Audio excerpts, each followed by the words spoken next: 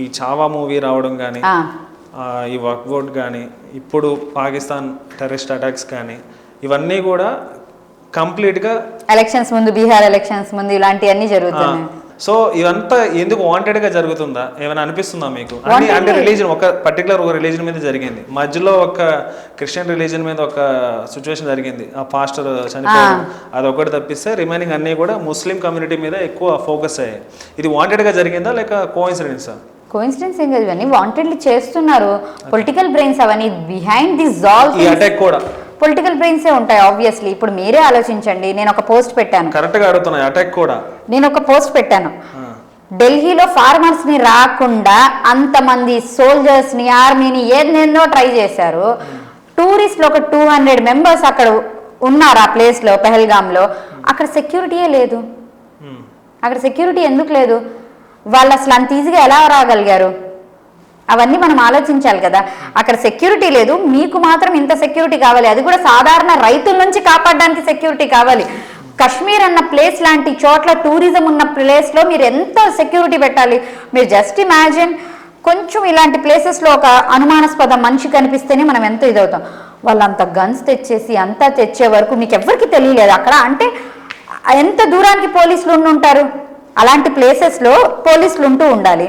పోలీసులు అసలు లేరు, ఒక అనుమానాస్పద పర్సన్స్ని చూడలేదంటే వాంటెడ్లీ చేసినట్టు మీకు అనిపించట్లా? అంటే మన వాళ్ళు ఏమైనా సపోర్ట్ చేశారంటారా?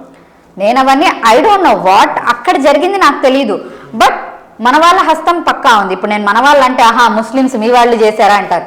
నో, ఇప్పుడు లాస్ట్ టైం కూడా నేను ఇలాగే చెప్పాను. 2019లో జరిగిన అటాక్కి కూడా అంత ఆర్డిఎక్స్ ఎలా వచ్చి మన సోల్జర్స్ చనిపోయారు అని చెప్పేసి దాన్ని కూడా నాకు బండబూతులు తిట్టారు. ఆర్డిఎక్స్ నార్మల్ విషయమా అండి అంత రావడం లోపలికి? ఇవన్నీ మనం ఎక్కడో కొంచెం మీరు చూడొచ్చు కొన్ని చోట్ల.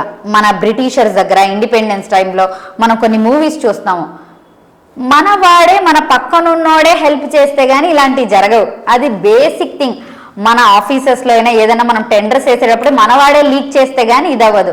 సో మన వాళ్ళు ఏదో కొంచెం హెల్ప్ చేస్తుంటేనే కదా అవి జరిగేవి. మన వాళ్ళు అంటే ఇండియన్స్ ఆబ్వియస్ గా లేకుంటే హిందూస్?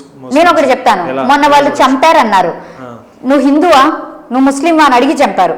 సరే, పాకిస్తాన్లో హిందూస్ లేరా 50 లక్షలు? ఫస్ట్ అక్కడ చంపి రావాలి కదా వాడు. ఇక్కడికి వచ్చి ఒక 10-20 మందిని చంపుకుంటాడు, రిస్క్ చేసి వాడి ప్రాణాలు. పాకిస్తాన్లో నువ్వు అదే 50 లక్షల మందిని చంపడం ఇంకా ఈజీ కదా. ఇది నా పాకిస్తాన్, నేను ముస్లింని, నువ్వెందుకు హిందూ ఉన్నావు అని చెప్పేసి అంత డేర్ చేసి వచ్చి ఇక్కడ 10-20 మందిని చంపి వాళ్ళు ప్రాణాలు తీసుకునే స్థితికి ఎందుకు వచ్చారు? వాళ్ళు చంపగలరో కూడా వాళ్ళకి తెలీదు. అక్కడికి వస్తున్నాం, మేము ఇండియాలోకి వెళ్తున్నాం, మనం బతుకుంటామో లేదో కూడా తెలీదు, వాళ్ళని చంపుతామో లేదో కూడా తెలీదు. ఆ 10 ప్రాణాలు తీయడానికి ఇక్కడికి వచ్చి 10 హిందూస్ని ప్రాణాలు తీయడం ఈజీనా? పాకిస్తాన్లో ఉండి ఆ 50 లక్షల్లో ఒక 100 మందిని ప్రాణాలు తీయడం ఈజీనా? మీరే అటాక్ కాదా ఇది? ఇండియన్ మీద జరిగిన అటాక్? ఇండియా మీద జరిగిన అటాక్ అంటే ఎలక్షన్స్ కి ముందు ఇలాంటి అటాక్స్ జరుగుతున్నాయి. నా దగ్గర ఏమీ సిబిఐ కాదు, నేను ఇన్ఫర్మేషన్స్ ఉండడానికి నేను ఒకటి చెప్తున్నాను. ఇవన్నీ మన వాళ్లే వాంటెడ్లీగా ఇది చేసుకుంటూ ఉంటారు. మేబీ పాకిస్తాన్ కూడా కావాలేమో గొడవలు, కొంచెం పాకిస్తాన్ ఇండియా అని గొడవలు పెట్టుకుంటున్నారేమో ఇద్దరు కలిసి. పాకిస్తాన్ ఇప్పుడు అంతా డౌన్ అయిపోయింది కదా, అక్కడ వల్ల ఇక తిరగబడే సిచ్యువేషన్ తీసుకొచ్చి ఇది మాత్రం నాకు నచ్చింది. పాకిస్తాన్లో అయితే మాత్రం అందరూ తిరగబడుతున్నారు, ఎందుకు ఇండియన్ మీరు ఇలా చేస్తున్నారు అని చెప్పేసి. వాళ్ళు సైలెంట్గా ఉన్నారు మంచిగా. మన ఇండియన్స్ బాగా బిహేవ్ చేశారు, మమ్మల్ని వదిలేయండి బార్డర్ దగ్గరకు మనం వెళ్తాము అని చెప్పేసి. వాళ్ళు కరెక్ట్ గానే అంటున్నారు. మన పొలిటీషియన్స్ వేసిన ప్లాన్ సక్సెస్ అయింది కదండి, హిందూ ముస్లిం గొడవలు. పొలిటీషియన్ ప్లాన్ అదే. మీరే ఆలోచించండి, 2019లో 2025లో ఎలక్షన్స్ కి ముందు ఇలాంటి స్టంట్స్ ఎందుకు వస్తున్నాయి? మూవీస్ చూడలా, ఎన్ని మూవీస్ చూడలా మనం. పొలిటీషియన్సే గొడవలు పెట్టేసి ఒకే ఒక్కడిలోనే ఆ సీఎం పొజిషన్ కోసం ఆయన చేస్తారు. ప్రస్థానం టోటల్ డిఫరెంట్ మూవీస్ చూస్తున్నాం మనం. అన్ని మన వాళ్ళే క్రియేట్ చేస్తారు. కానీ ఇప్పుడు 26 మంది 22 మంది చనిపోవడం, ఇది అంత చిన్న సిల్లీ మ్యాటర్ని పెద్ద నేషనల్ ఇష్యూ తీసుకురారు కదా.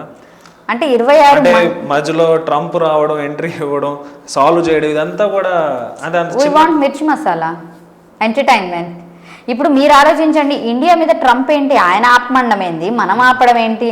మనం ఎవరితో భయపడుతున్నాం? సంథింగ్, చైనా మన ఇండియాని ఆక్యుపై చేసుకుంటూ వస్తుంది. చైనాకి ఎగెనిస్ట్గా ఎందుకు వెళ్ళట్లేదు మన పిఎం గారు? పాకిస్తాన్ చిన్న దేశం కాబట్టి, మీకన్నా బలహీన దేశం కాబట్టి మీరు వెళ్ళిపోతున్నారు. ఆక్యుపై చేస్తూ వస్తుంది. మనం బేసిక్ థింగ్స్ ఆలోచించట్లేదు. ఇండియా ఉంది. ఇండియాకున్న సరౌండింగ్ కంట్రీస్ అన్నీ మనకు ఎనిమీస్గా ఉన్నాయి. మీరు అది అబ్జర్వ్ చేస్తున్నారా? ఇటు చైనా, బంగ్లాదేశ్, పాకిస్తాన్, ఏమైనా అనుకోండి మీరు. ఇప్పుడు చైనా మన ఇండియాను ఆక్యుపై చేస్తూ వస్తుంది. అలాంటివి ఏమి చూపించరు. ఏదో ఇండియాలోకి ఒక పాకిస్తానీ వచ్చేసాడు, మేము ఇది చేసేసాం అంటున్నారు. ఇండియాని అంత ఆక్యుపై చేస్తుంటే మీరు ఎందుకు మాట్లాడట్లేదు? Why? Because that is a strong country. మనం ఫైట్ చేయలేమన్న భయంతో.